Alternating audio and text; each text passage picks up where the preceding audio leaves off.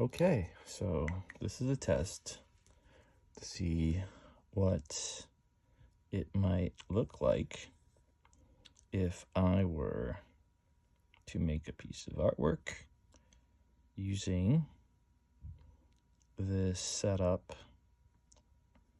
I've got a lap board here, and I'm just drawing whatever comes to mind. There's going to be a little bit of jiggle here, and I don't know how annoying that is, but we'll see. And I also want to find out how quiet I can get with my talking. I mean, it's relatively quiet here right now, so me talking should be audible. The question of whatever the heck I'm drawing is only answerable by the viewer, and I suppose by the future, because this is what I would call an unplanned drawing. I'm not trying to do anything particularly innovative or, oh, that's nice. There's kind of a weird thing happening with my marker here. I'm not doing anything particularly innovative or, groundbreaking, but this is an attempt to find out what it looks like. Because right now, like, my hand is covering what I'm drawing, and I don't know what kind of effect that'll have on the ability to see what's happening here. There's a weird effect happening here with the marker. But since this is a drawing where I'm letting things happen, I will use what's happening to determine the outcome. So rather than saying to life in the universe that this is the way I want things to be, and if you aren't the way that I want you to be, then I am not pleased with you, and you should, instead of being that way, like treating reality as a despot, I am going to find a way to be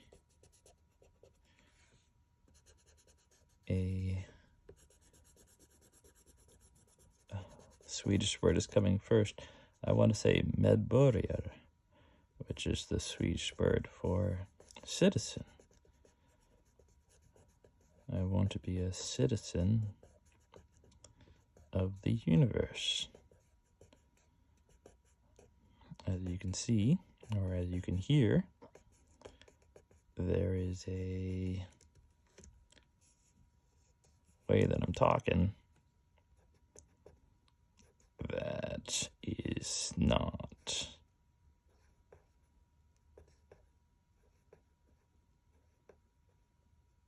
the way that people typically talk. It's because this is thought that is continually interrupted or overshadowed by thoughts about the piece, whatever the piece may be. All right, so there's kind of a weird graying effect, and that's kind of interesting. And I'm intentionally putting faces in here that sort of contrast with the face that's given here in the center, this one here. My face is very far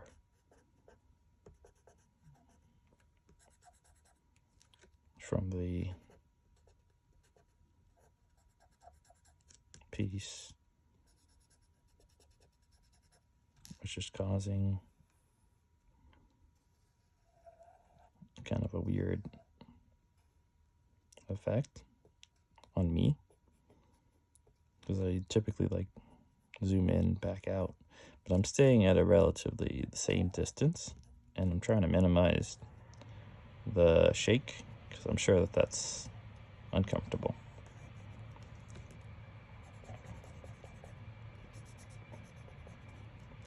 But there's no music here.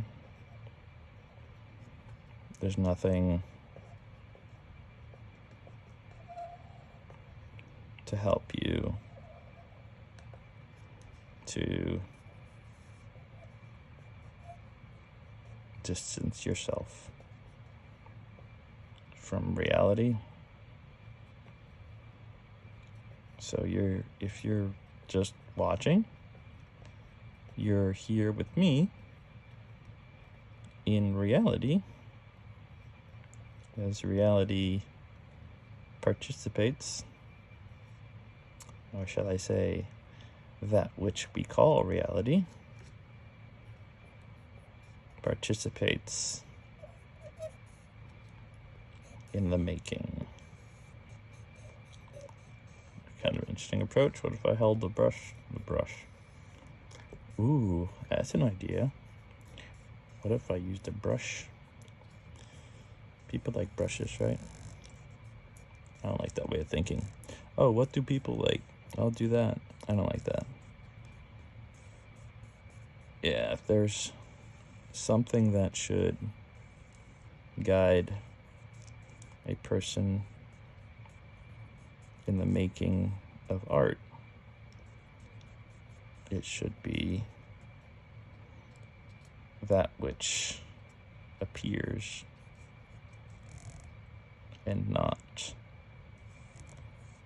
some attachment to marketing and commerce. This is what you get, folks. This is what you get. No, I'm kidding. Marketing and commerce is definitely part of what we're doing here. We being the artists. It's just, I don't think it's the main thing. I don't think that it should be the main thing. I think that when we allow ourselves to believe that it's the main thing, we start to make all kinds of weird compromises, and the primary goal starts to fade. Well then, if you're gonna say the primary goal starts to fade, well, how can you say that if you haven't articulated what the primary goal is? Look, I'm trying to tell you something here. All right. This marker's drying out, which is interesting in itself. But there's a point at which the marker doesn't do anything. It's just like, I don't know if you can see. All right. That's actually kind of interesting. There's something fun happening here. I don't know if you guys can see it. Like, you've been with me watching this whole time, and there's a kind of a weird thing happening here. Like, the lines and strokes here, more expressionistic. The lines up here, or the shapes here, are sort of sequestered off to the side, separated from the rest.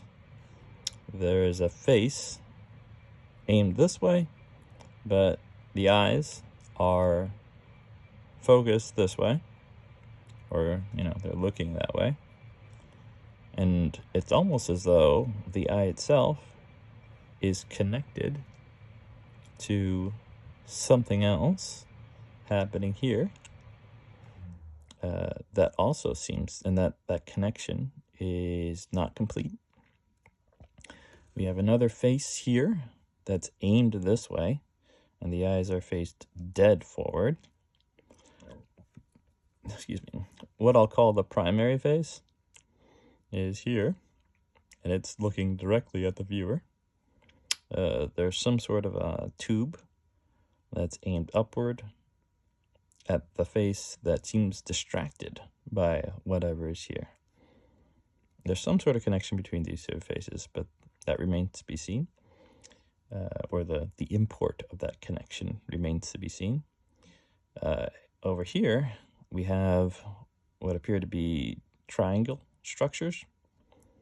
I'm not really sure exactly how to explain that, but we do have the triangle structures seem to run off the page, and if we look elsewhere in the image, there's no other place where the triangle structures run off, or sorry, the lines run off the frame.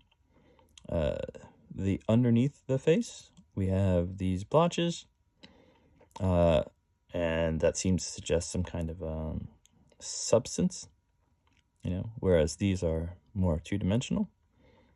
And that substance seems to be converted into a kind of a contour, suggesting more substance. I could probably emphasize that here. And that substance seems to have a kind of a dimension to it. In other words, this is darker, so it feels like it's ahead, whereas these are lighter, and so they fade behind. So based on those pieces of information, a series of ideas starts to emerge. Like the way in which this runs off the page seems to be directly opposite the way this stands sequestered. So you get the idea. So this was a completely unconscious piece, or unconsciously created piece. But there's a basis on which this can be interpreted.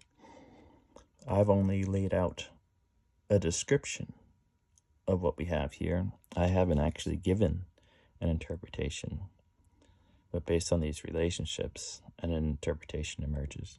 All right, video done.